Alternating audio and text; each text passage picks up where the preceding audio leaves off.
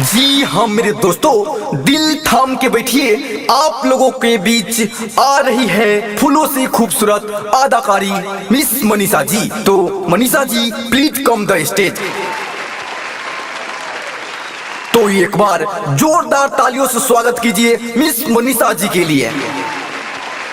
तो आइए आप लोगों के बीच एक सुपर हिट ऑर्केस्ट्रा सॉन्ग लेकर तो साउंड मास्टर कृपया गाना प्ले कीजिए।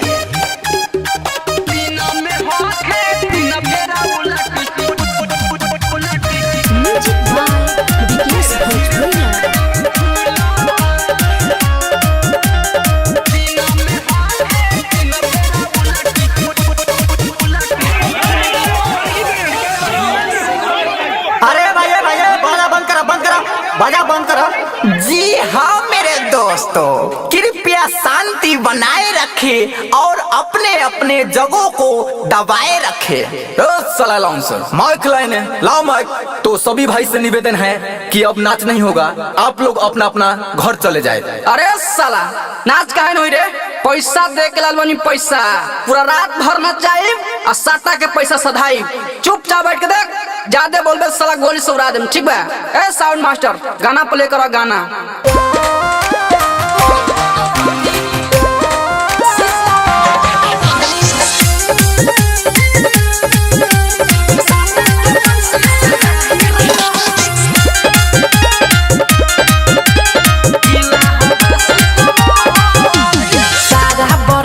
के बाई है चॉइस, रात भर गाना बजी फरमाइश। सारा बरतिया के बाई है चॉइस, रात भर गाना बजी फरमाइश। तोरा लहंगा में चोरी मर कहरी कहरी मर कहरी। सादा के पैसा सधा दी है यहाँ जिला हवे सिस्टम। सादा के पैसा सधा दी रे गोरकी जिला हवे सिस्टम।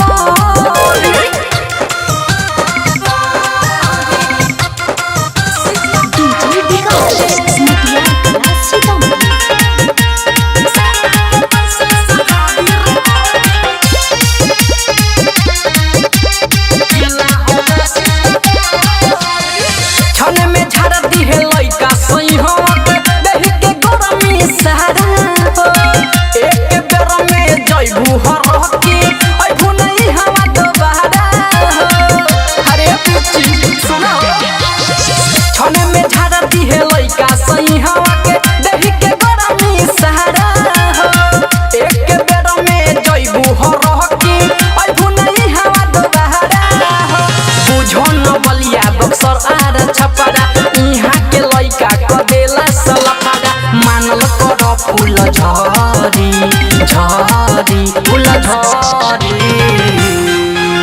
सादा के पैसा सधा दी है यहाँ जिला हवे सिस्टम। सादा के पैसा सधा दी रे गोरकी जिला हवे सिस्टम।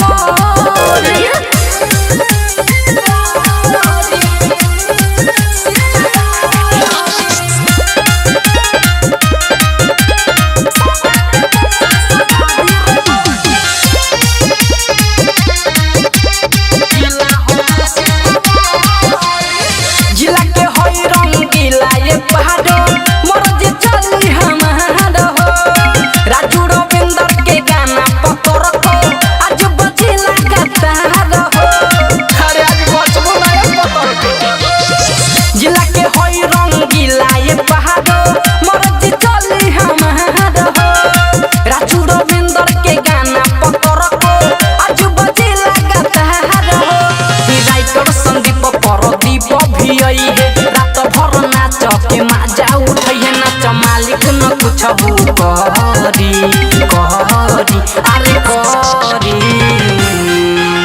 सादा के पैसा सधा दी है यहाँ जिला हवे सिस्टम। सादा के पैसा सधा दी रे गोरकी जिला हवे सिस्टम। रिकॉर्डिंग स्टूडियो भूतही चौक सीतामढ़ी।